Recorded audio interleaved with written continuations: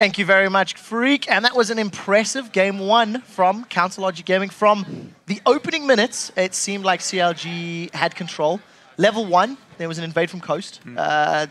Bit more than they could chew. The Ezreal lost, face check. Yeah, face check, lost 2 flashes. And from there on out, you just felt like CLG just had complete control of the laning phase. Yeah, that level 1 was definitely very bad for Coast. It's not like they didn't try, though. He shot a Mystic Shot in the bush to start it off. That's why he face-checked it.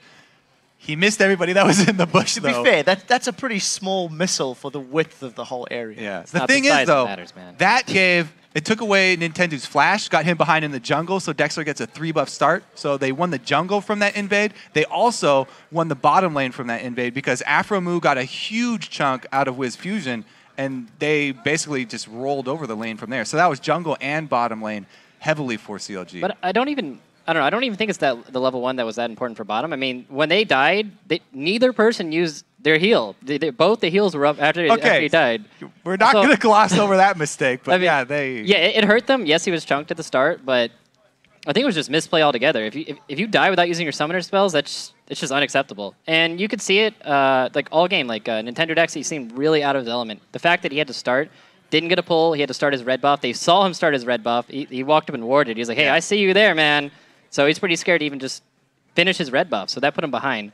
But I think that Coast could have had a chance to catch back up. They didn't make any of the right moves for it. It didn't seem like they had the confidence to take the initiative and make any of those moves. Yeah, there was a lot of times when, yeah, the moment is right in front of them. It's like, hey, you can do this. Saint, we've got to replay this. We've actually got to replay this. It's a little bit obscure because nothing's going to happen. But when we were watching the first 20 minutes of the game, Saint, you were speaking out quite loudly about the dragon control, dragon decisions from Coast. Let's pull this first replay up onto your screens. It is at about 8:25 on the clock. Now, the thing that I want you guys to keep your eyes on is the minimap and where the people are moving. And Saint, talk us through what Coast could have done and decision-making.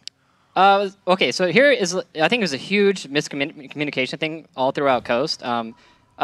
Jax's TP is down right here. You can see that. I'm pretty sure they didn't communicate that to his team. And also on top of that, Ryze chunks out Jax in a trade up here, which you're about to see. And just like those two factors together should be just a red flag that, hey, we got to move on Dragon. We got to seize this moment. And they've seen Soraka backing in the bottom lane as well. Soraka's backing in the bottom. And also, if you remember, Doublelift and Afromu had been pushing up bottom lane, and they got that kill, but they hadn't backed yet. So Coast bottom lane had backed. They're on fresh items. It's just right there. It's like, hey, take Dragon, punish them for what they did. And they just look scared. The reason we bring that up is it's not the only time it happened. About 5 or 6 minutes later, there was another scenario, and you were sitting here going, why didn't it go right? Is it nerves? Is it tension? What are some of the theories as to why Coast could have done it? Playing it safe, maybe not seeing it, maybe being scared it's quarterfinals. I don't want to say playing it safe because it almost looked like a communication thing. If they had that information, it's like, hey, Jax is chunked out. He doesn't have his TP. Like, we have to move on this. You know, nobody wants to make that call and make that critical call. And you have to make those calls to win the game. It's not just like, hey, like, let's just farm it out and hope that things go the best. And yeah. It seems like they were so worried about making a mistake like that, making a bad call, that they don't make any calls. Yeah. And people have said so many times, it's better to have everyone follow a shot caller, even if sometimes they make the bad calls, than it is to have all these people making their own calls or nobody doing anything. There's no decisive moves. You can't win games like that. Well, we do have a decisive move. This time with CLG that pulled this first kill, or one of the kills rather. Let's pull a second replay up onto the screens. Starting off, this is of course a Baron Pit fight much later in the game. We know Doublelift gets a kill 1v1 on Shifter. Kobe, talk us through maybe some of the calling here from CLG. Let's roll the clip out. So I do like, especially the popular two-man Barons with the Pharaoh Flares nowadays, but they make the quick call. I don't even know how he soloed him over there, but they make the call to jump over the wall, not once, but twice, even though Afromu stays in there and they want to keep on this Baron. They have Soraka, who's amazing at zoning. She can continue to heal herself up here and zone off the rest of the team while they do that duo-man Baron, and they have the sustain here. Everybody can jump over the wall, so they come over again, second time, and then even though Shifter does come in the back, there's nothing left for Coast here because they've already taken out 2 of the people.